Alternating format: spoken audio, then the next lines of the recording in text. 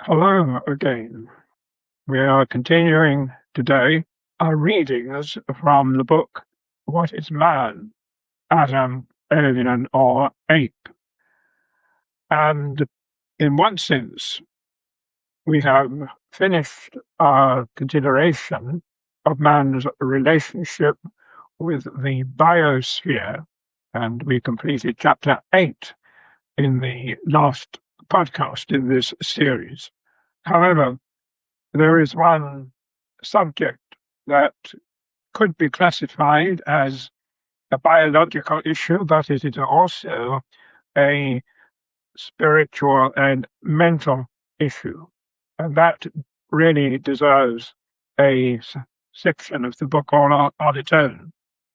And as we begin chapter 9, we shall be looking at the vexed question of the relationship between mind and brain.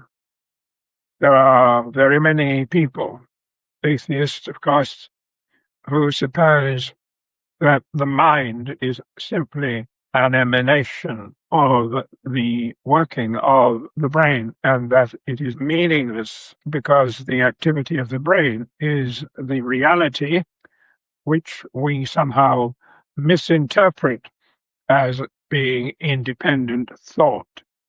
Well, this is referred to by philosophers as the hard question.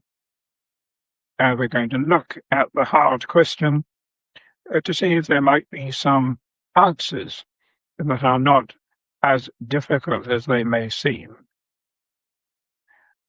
And so we begin chapter 9 of the book, which incidentally, if you are interested, is still available online in paperback and electronic form. Chapter 9 is entitled Aristotle and the Snowball, and you'll find out why I've chosen that title later in this chapter.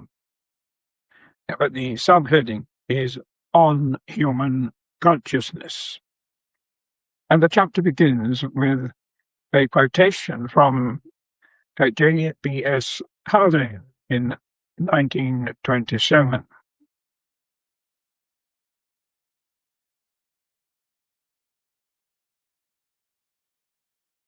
Quotation.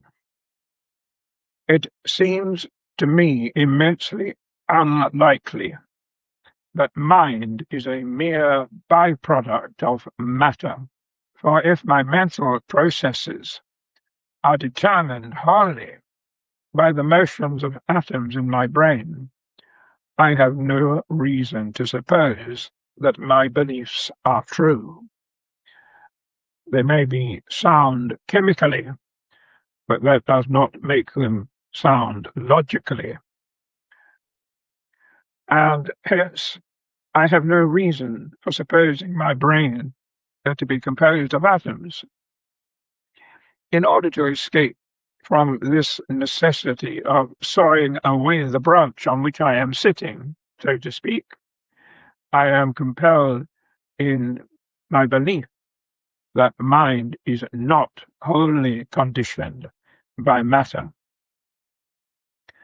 Now, J.B.S. Haldane was not an atheist, he was an agnostic.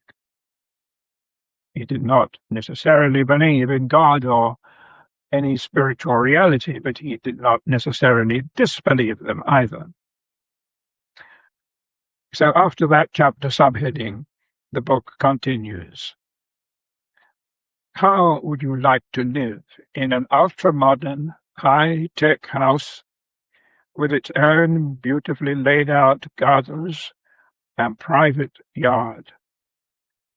Built on 4 levels, it has a basement, ground floor living accommodation, a mezzanine entertainment suite, and a top floor bedroom level.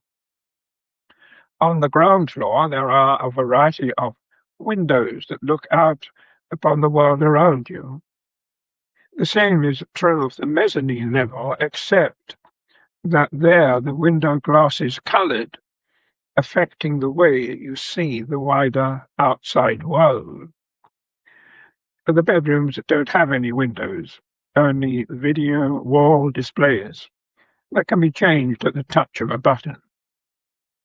The basement contains things you seldom use, together with an automatic heating plant and a lot of quiet machinery that keeps the house in tip-top working order without you having to do anything or even being aware of it. How about the grounds? They are tended by robots controlled automatically from the basement complex. The lawns are cut, watered, and fertilized whenever sensors buried in the turf signal a need for attention. The trees are pruned and their fruit picked as required. The vegetable garden and greenhouse yield produce without any conscious effort on your part. Would you like to live there? I hope so, because you already do. I'm not, of course, referring to a timber bricks and mortar home, but to the human body and mind that each of us inhabits. The garden represents your body, the house represents your brain, and you, the occupant, represent your mind. Note well the distinction between mind and brain, since it is a distinction that many neuroscientists deny, as we shall see. As you relax in your sitting room, you can mentally survey the contents of the ground floor and observe the activity in progress there, the internal things that you are actually conscious of. Or you can gaze out of a window and watch objects and events in the landscape beyond your property. Let's call this outside world reality. The cellar is stacked with things that occupy your subconscious mind, along with the brain-controlled machinery that keeps your blood flowing, your lungs breathing, and your whole body functioning smoothly without conscious effort on your part. On the mezzanine floor, you keep your beliefs, morals, prejudices, opinions, convictions, and such like things that constitute your worldview. Like the window glass in our illustration, these things color your understanding of reality, the landscape of the world around you. This coloration, in turn, affects your attitudes and actions, sometimes without you realizing it. Finally, you can go upstairs to sleep, where you lose all consciousness of your surroundings, even though your brain is still as busy as ever, running the machinery of life and sorting out your tangled thoughts in nonsensical dreams. Let's call this house and garden illustration the analogy, with a capital letter to distinguish it from other analogies. Subheading: Explanations and definitions. We'll meet Aristotle and the snowball later in the chapter, but before we go any further, I want to make several things clear. First, please understand that the analogy is not a theory of human consciousness or mind-body interaction. It is simply a device to help us understand the issues covered in this chapter. Secondly, unless otherwise stated, I shall use words like mind, intelligence, and consciousness to refer exclusively to human beings. This is not to deny that animals and even lower organisms have nervous systems, brains, intelligence, the capacity to observe, learn, and communicate, the ability to react to stimuli, and so on. They obviously do possess these things, sometimes weakly, sometimes to a high degree. But in our quest to discover what is man, our focus here is on the human dimension, and I would rather not have to qualify every reference to minds and brain by adding the descriptor human. Thirdly, I use the word mind to signify the sum of a person's self-awareness or self-knowledge of identity, unconscious thoughts, will, desires, memories, beliefs, abstract concepts and emotions, plus anything else that has no material or physical existence. All of those things I group under the term mind. It thus includes such things as soul and spirit, terms I want to develop in this chapter, but which we will consider later under the biblical view of man. Fourthly, we need to be aware of the various theories of human consciousness and the so-called mind-body problem. So we're going to consult some realtors or estate agents. I use realtor for brevity. Don't worry, I'm just extending the analogy. In real life, the realtors and home agents we shall meet represent various schools of philosophical thought. Just like realtors, they may be good, bad, or mediocre, and we need to learn to tell the difference. Subheading: What is your life worth? Pursuing the analogy, then, you decide to find out what your home is worth. Being a careful sort of person, you will seek opinions from 3 different realtors, but will also be prepared for their estimates to differ profoundly. I'll summarize here and work out the details later. Realtor number 1 walks into your house ignoring you completely. When you ask why he is behaving so badly, he replies, "Why should I take any notice of you, seeing that you don't exist? The property is just an unoccupied machine, and mind is a myth." Realtor number 2 is much nicer, but she seems doubtful about the house. "I don't think it's worth much, but it would be different if it wasn't haunted." "Haunted, you splutter? What do you mean, haunted? Show me the ghost." "Well," comes the apologetic reply, "I'm talking to it. You may think you're a real person, but you are actually just a kind of emanation from all that machinery downstairs. You do exist, but only as a byproduct of the house. You have no independent existence, no strength, control, influence, or power over the house or its grounds. You're just some kind of radiation field emitted by the house." Realtor number 3 is more to your liking. In his opinion, you actually exist as a person. You own and enjoy the property, and you can, if you choose, exercise some control over the machinery in the basement.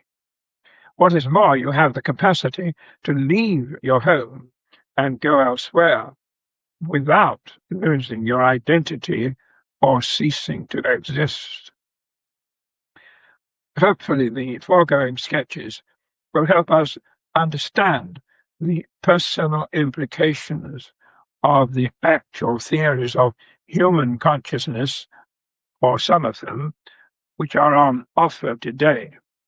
So we are going to consider these theories in turn and try to work out which of them makes the most sense. Oh, that is a suitable point at which to end this first reading from chapter 9 of the book, What is Man, Atom, Alien, or Ape? I have introduced the analogy, as I call it, which is intended purely to help us understand the distinctions between those things which are automatically controlled by the brain and its activity, by atoms and neurons, electrical contacts, and the like. The difference between that and your conscious self and your outlook and view of the world around you. Just an analogy to help us identify these differences and the differences themselves. We're going to look at one by one in what follows and in subsequent podcasts. Hello again. We are continuing our readings in the book, What is Man, Adam, Alien, or Ape? In this episode, we're going to begin chapter 10. We completed chapter 9, a study of the relationship between the human mind and the human brain. In chapter 9, we were able to draw the conclusion that the mind was something quite different from the brain, and that it had an existence that was independent of the material brain and its functions. Well, now in chapter 10, we move on to the question of world views, and the introduction to this chapter reads as follows. In a now defunct internet blog, atheist Richard Dawkins once described me as a wingnut, which can be freely translated as a crazy person or someone lacking mental abilities. Why? You'll have to ask him. But I suspect it was because he couldn't get his head around the fact that as a highly qualified research scientist and university teacher, I nevertheless believed the Bible. Would he, I wonder, say the same of intellectual giants and Christians such as Isaac Newton, who discovered the laws of gravity and motion, Michael Faraday, who gave us electricity, Clerk Maxwell, whose electromagnetic field theory first explained light and radiation? What about Werner Heisenberg, who originated quantum mechanics, and Arno Penzias, radio astronomer and 1978 Nobel Prize winner? These are all people who were both scientists and Bible believers. Now, the huge philosophical gulf between Dawkins and Bible-believing scientists arises from their respective worldviews. To an atheist, a scientific worldview is utterly incompatible with a religious worldview. To a Christian, a biblical worldview embraces both science and faith and believes in a God who has created all things and continues to sustain them. So in this chapter, we shall discuss worldviews, what they are, and how they differ, before explaining the essential features of a biblical worldview in the final section of the book. This chapter, therefore, serves as a bridge linking our earlier exploration of humanity to the Bible's teaching on the nature of man. Chapter heading is Worldviews at War, and its subheading on the nature of reality. Quotation heads the chapter. Even more purposeless more void of meaning is the world which science presents for our belief. Amid such a world, if anywhere, our ideals henceforth must find a home. That man is the product of causes which had no prevision of the end they were achieving, that his origin, his growth, his hopes and fears, his loves and his beliefs are but the outcome of accidental collocations of atoms. All these things, if not quite beyond dispute, are yet so nearly certain that no philosophy which rejects them can hope to stand. Only on the firm foundation of unyielding despair can the soul's habitation henceforth be safely built.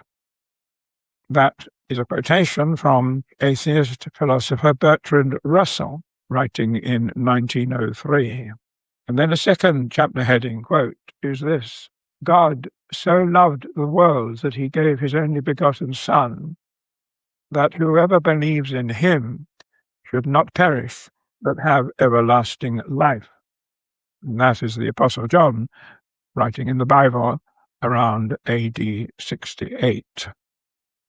The picture on the birthday card showed a spherical goldfish bowl containing 2 goldfish and a mobile radio miraculously working underwater. The conversation went as follows. Radio, quotes, Liverpool has just scored from a corner, close quotes. First fish, what is a corner? Second fish, I have no idea. Liverpool, of course, means UK's Liverpool Football Club, and you will find the joke either hilarious or incomprehensible. If the latter, you'll have to ask a soccer fan or a philosopher. You find the soccer fan, and I'll provide the philosopher, specifically Immanuel Kant, 1724 to 1804, the German philosopher who invented the term worldview. That's Weltanschauung in the German language. And he invented it to describe the way we interpret the world around us, both as regards what it means and how we relate to it. The goldfish have no concept of a corner because their world, the spherical bowl, contains no such thing. There's no place for corners in their worldview. But the birthday card humor is not really about goldfish bowls. It's about us. It offers a shrewd commentary on the fact that we human beings differ greatly among ourselves in the way we perceive the world around us. This is starkly demonstrated by the 2 quotations that head this chapter. Bertrand Russell's atheistic, almost nihilistic worldview offers no hope for a meaning in life, but John's God-centered worldview holds out the prospect of love, deliverance, and eternal life for those who embrace it.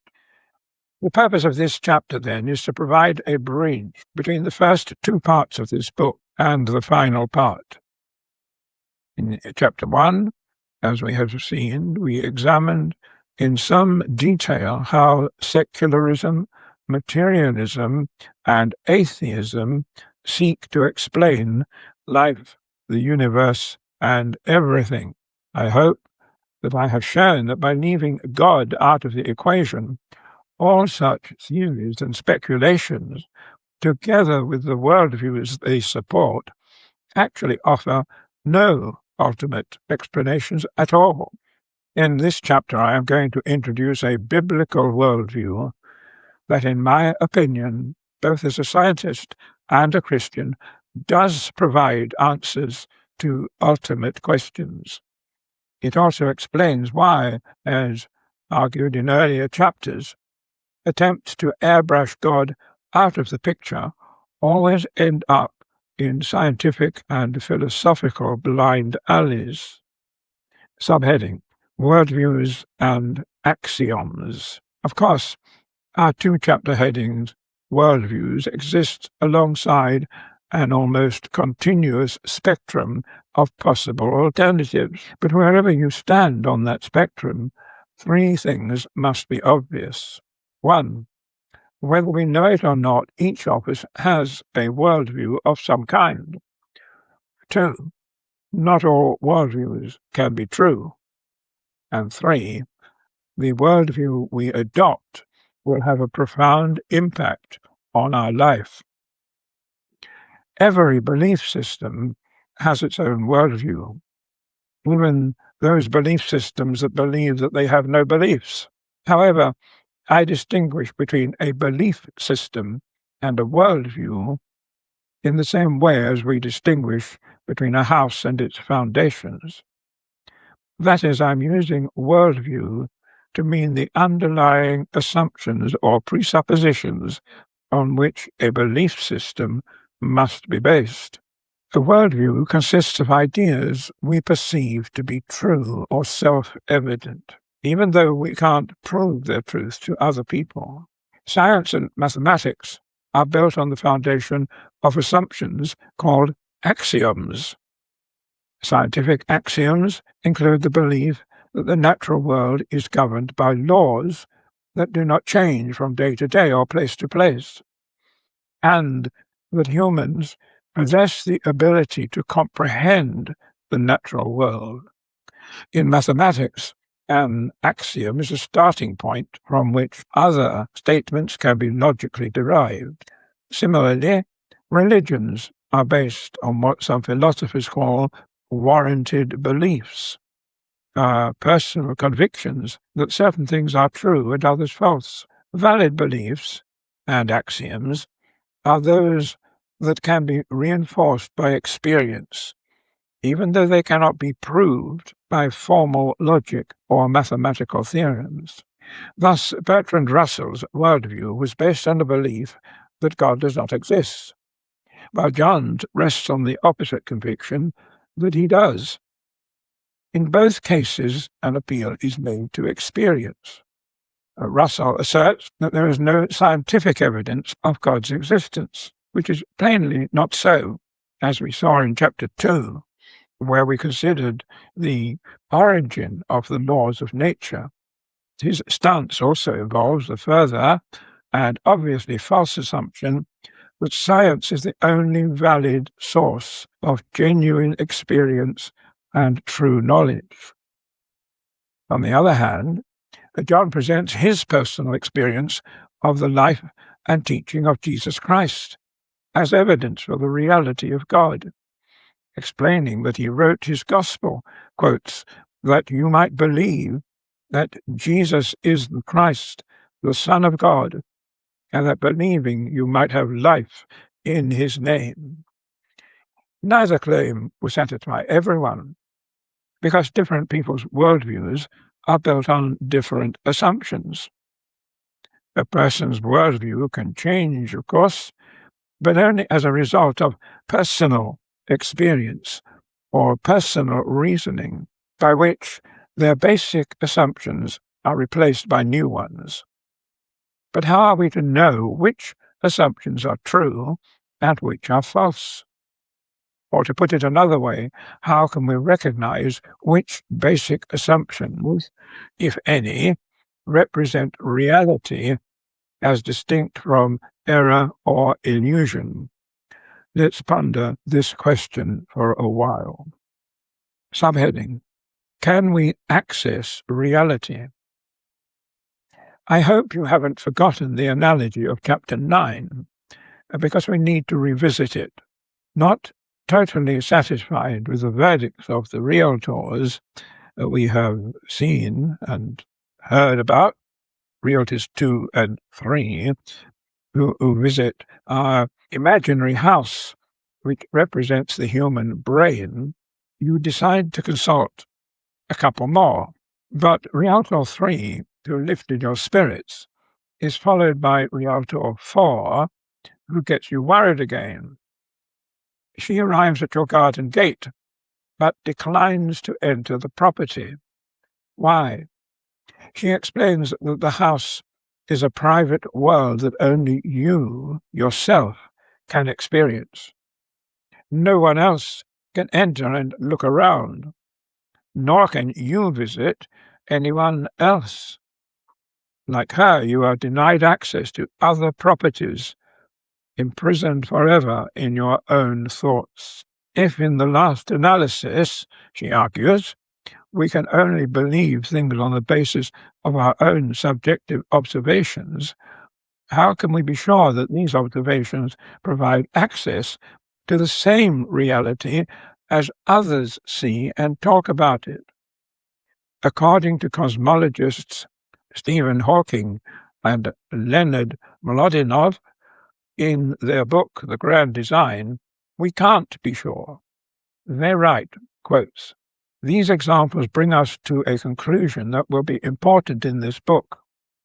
There is no picture-independent or theory-independent concept of reality.